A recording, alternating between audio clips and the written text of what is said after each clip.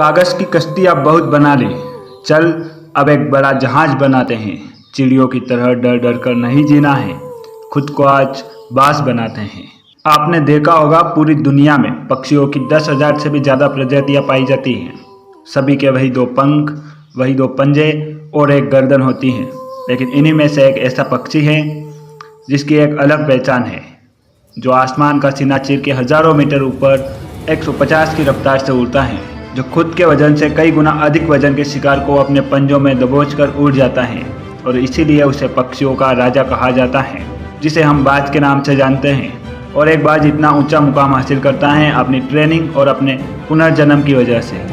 अगर आप भी इस दुनिया में एक मुकाम हासिल करना चाहते हो तो एक बाज बनने का पूरा सफ़र आपको ज़रूर जानना चाहिए, क्योंकि 25 से 30 साल की उम्र आने के बाद भी लोगों को रिस्क लेने से डर लगता है। लेकिन एक बाज के जीवन की शुरुआत ही हाई रिस्क से होती है। जिस उम्र में बाकी पक्षियों के बच्चे सिर्फ चींची करना सीखते हैं, उस उम्र में एक मादा बाज अपने बच्चों को पंजों में दबोचकर हज़ारों मीटर ऊपर आसमान की ऊंचाइयों में उड़ जाती हैं, उसे ये बताने के लिए कि तेरा जन्म आसमान का सीना चीर के सबसे ऊपर उड़ने के लिए हुआ है। तेरा जन्म पक्षियों का बादशाह बनने के लिए हुआ है। ज़मीन से हज़ारों मीटर ऊपर ले जाकर एक मादा बाज अपने पंजों से उसे छोड़ देती है और यहीं से शुरू होती है उसकी हाई रिस्क ट्रेनिंग। और वो चूजा ज़मीन की तरफ तेज़ी से गिरने लगता है।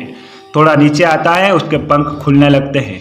नीचे आते आते वो अपने पंख फड़फड़ाने लगता है, लेकिन अभी उसने उड़ना नहीं सीखा है। वो ज़मीन से कुछ ही ऊपर होता है। ऐसा लगता है कि कुछ ही सेकंड में उसका जीवन समाप्त हो जाएगा, लेकिन अचानक एक पंजा उसे अपनी गिरफ्त में ले लेता है और आसमान में उड़ जाता है।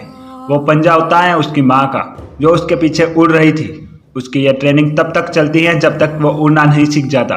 इतनी हाई रिस्क ट्रेनिंग होने के बाद इस दुनिया को एक बाज मिलता है। बारिश के वक्त जब सारे पक्षी आश्रय की तलाश करते हैं, तब यही बाज उस बारिश में आसमान को चीरते हुए ऊपर निकल जाता है और बादल से कहता है, बरस ले, तू कितना बरसेगा। फिर नीचे आकर चैलेंज करता है। एक बाज की उम्र लगभग 70 साल की होती है। जब वह 40 साल का होता है तब एक परेशानी उसकी ज़िंदगी में मौत बनकर आती है, जो आपकी परेशानियों की तुलना में बहुत बड़ी होती है, क्योंकि 40 की उम्र में बाज की चोंच इतनी मुड़ जाती है कि उसे शिकार करने में परेशानी होती है। उसके पंख भारी हो जाते हैं, छाती से चिपकने लगते हैं, जिससे उसका उड़ना मुश्किल हो जाता है। उसके पंजे लंबे और लचीले हो जाते हैं, जिससे वह शिकार सही से पकड़ नहीं पाता है। अब उसके सामने सिर्फ 3 रास्ते होते हैं, या तो वो अपना शरीर त्याग दे या गिद्ध के छोड़े हुए भोजन पर निर्भर हो जाए। तीसरा रास्ता सबसे कठिन और पीड़ादायक होता है कि खुद को पुनर्स्थापित करे और फिर से आसमान का सीना चीरकर ऊपर उड़े। और वो इसी तीसरे रास्ते को चुनता है और अपने पास के सबसे ऊंची चोटी पर पहुंच जाता है। वहां अपना घोंसला बनाता है और फिर शुरू होता है उसकी परेशानियों को जड़ से उखाड़कर आसमान में उड़ने का सफ़र। वह अपनी चोंच को एक चट्टान पर मार मार कर तोड़ देता है, लहूलुहान हो जाता है और इंतज़ार करता है नई चोंच आने का।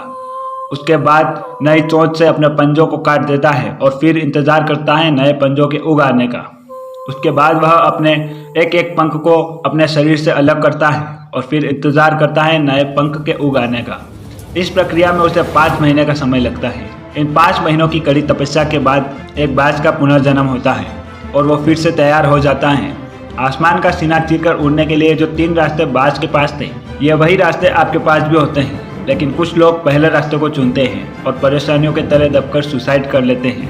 ज़्यादातर लोग दूसरे रास्ते को चुनते हैं और वो परेशानियों का बोझ पड़ते ही अपने लक्ष्य को छोड़कर एक नॉर्मल लाइफ जीने लगते हैं। और कुछ लोग, जिन्हें लोग पागल कहते हैं, वे तीसरा रास्ता चुनते हैं और इन परेशानियों को लात मारकर अपनी मेहनत के दम पर बाज की तरह आसमान की बुलंदियों को छूते हैं। दोस्तों, बाज की ट्रेनिंग हमें यह सिखाती है कि रिस्क तो लेना पड़ेगा। अपने फील्ड में अपने आप को इतना ट्रेन कर लो कि उस फील्ड में आपसे ऊपर उड़ने के बारे में कोई सोचे तो उसके पसीने छूट जाए, तभी आप अपने फील्ड के बादशाह कहलाओगे। और एक बार अगर आप बादशाह बन गए तो आपको उस फील्ड में आगे बढ़ने से कोई भी नहीं रोक पाएगा। अगर वीडियो पसंद आया है तो वीडियो को लाइक करें और चैनल को सब्सक्राइब करें।